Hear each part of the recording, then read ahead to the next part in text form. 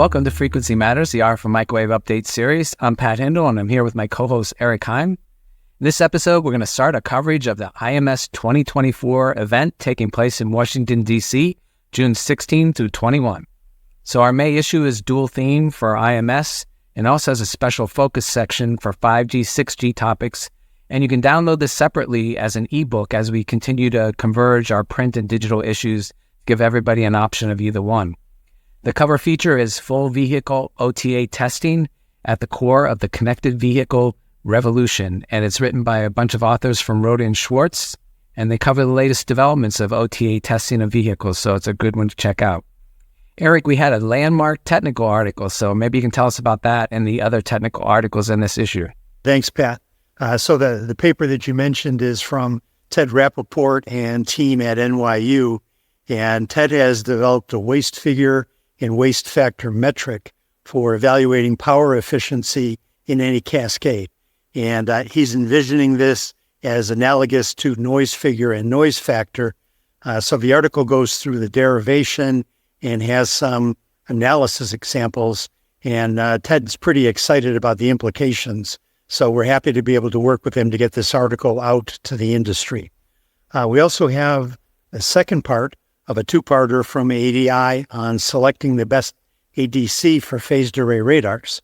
Part one explained a method of modeling a system, and part two analyzes the results and draws conclusions from system figures of merit. And even though the use case is radars, there are some good general takeaways. And as you might expect, and as Pat mentioned, there are lots of excellent articles in our May issue, but I'll close with this one. We had an interesting article from RFHIC about using high-power GaN amplifiers to replace magnetrons in a waste pyrolysis system. And it's currently being trialed on a cruise ship, but there are a host of applications, so that's an interesting use for GaN. Yeah, I love when we get articles on different topics like that because you just never know where microwaves are being used. So continuing on the OTA topic from the cover feature, we had a tech brief covering Millibox's expanded antennas test system capabilities for millimeter wave and sub-terahertz OTA measurements, so that's a good one to check out. Eric, what do we have for product features? Three good ones.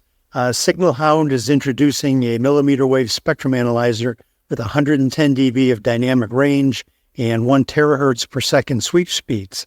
It offers 160 megahertz instantaneous bandwidth, and there's a companion part that has the same specs and adds in a 10 gigabit Ethernet SFP plus port. And we also have Aeravant introducing a new family of rotary joints that cover the waveguide bands from 50 to 170 gigahertz. So the article details why you might need a rotary joint and some of the design techniques they use. And continuing that millimeter wave waveguide theme, we've also got an article from Flan Microwave discussing their family of rotary vane low-cost attenuators, and that gets into the design and construction techniques, along with where they believe market growth for those types of attenuators will come from.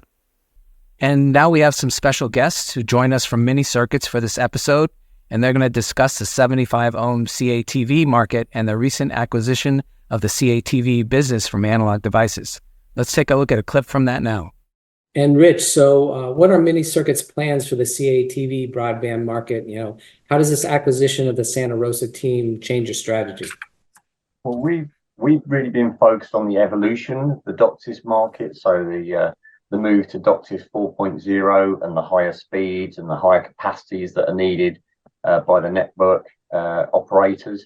So obviously adding the active amplifiers to our passive product portfolio is a great benefit to us. So we've seen certainly network operators investing more and more now, to improve the competitive performance of their networks, the wired networks against fiber and fixed wireless access. And there's been a lot of, there's an upgrade required in the system, I would say, and it's been ready to come and it's going to be launching. We're going to see this over the next 5 to 10 years. And really, we're going to be at the heart of that activity, driving the rollout with faster speeds, particularly the upstream stuff, for two-way video communication, interactive gaming, etc. So really our emphasis, it's on, more efficient products and higher data rates, and that fits right in with what Mini Circuits is in our DNA. Yeah, really interesting developments from Mini Circuits as they acquired that group from Analog Devices, so it'll be interesting to watch them as they expand. Turning to the news, Northeastern University is launching a first-of-its-kind Institute for Nano Systems Innovation, or NanoSI, and they'll be straddling both coasts of the U.S. NanoSI will develop technologies on this scale, driving innovation and miniaturization across a wide range of functions, and they aim to research the landscape of the chip-level technology advancements and applications. Also saw that the satellite company SES has agreed to buy Intelsat Holdings for $3.1 billion in a deal that would create a major European player, but kind of raised concerns with investors around the debt that they have. And Europe has kind of been looking, the satellite companies there, to consolidate to better compete with the likes of Elon Musk's SpaceX-owned Starlink and Amazon's Project Kuiper. And in more European news, in the European Union's drive to support a multifaceted approach to addressing 6G challenges and promises, CEA-Leti has been chosen to coordinate two projects that will help build first-class 6G capabilities and boost standardization across Europe. The two projects include distributed intelligent sensing and communications, and also goal-oriented AI-enabled learning and systematic communications networks, which are launched in 3-year projects, and they all started in January with a bunch of EU collaborators. And we did a podcast with them recently, so that'll be publishing soon, so keep an eye out for that. Eric, what did you see in the news? GSA released a report entitled 5G Non-Terrestrial Networks and Satellite Connectivity. And interestingly, they state that while the full extent of their potential to complement terrestrial networks, as well as phone services and broadband, is still unclear, satellites are rapidly gaining prominence in cellular communication. They've identified 77 publicly announced partnerships between operators and satellite vendors across 43 countries and territories, and they've got several other metrics. So things are definitely happening, but the GSA has concerns about the business model, it seems. And ID TechX recently published a report, 3D Electronics Added to the Electronics, 2024-2034, Technologies, Players, and Markets. And the report weighs the pros and cons of several different approaches, with case studies showing how different manufacturing techniques and materials meet the requirements for application opportunities across the automotive, consumer goods, IC packaging, and medical device sectors. And the press release is very thorough, so I don't think the report will disappoint. And turning to events, all eyes are on IMS now. In our May issue, we cover the IMS event with the overviews of the conferences, including RFIC and ARFTAG, also special events, workshops, panels, and the exhibition. The theme this year is capitalizing across the spectrum, being in Washington, D.C., and the technical themes tie it to the Capitol's role include systems and applications, aerospace and security, spectrum coexistence and sustainability, and emerging technologies and future directions. And there are also boot camps this year on quantum, AI/ML, RF, and wireless power transfer. So a lot going on there. And we'll have our IMS online show daily microsite live next week, so you can check that out. It'll keep you up to date on all the latest news and happenings with the event.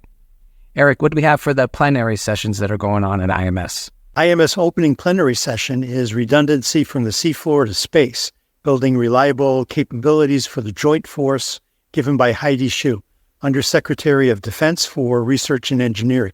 The IMS closing session is real-world performance measurements of cellular networks using smartphones, given by Manisha Ghosh, Professor of Electrical Engineering, University of Notre Dame, and former Chief Technology Officer at the FCC. And that wraps up this episode. Our sponsor is Mini Circuits. Mini Circuits is a global leader in the design, manufacture, and distribution of RF and microwave components and integrated assemblies with more than 10,000 active models. And remember, as a member of the industry, a subscription to Microwave Journal is free, so please visit our site and subscribe today if you're not already a reader. Thanks for watching this episode, and please join us next time for another Frequency Matters.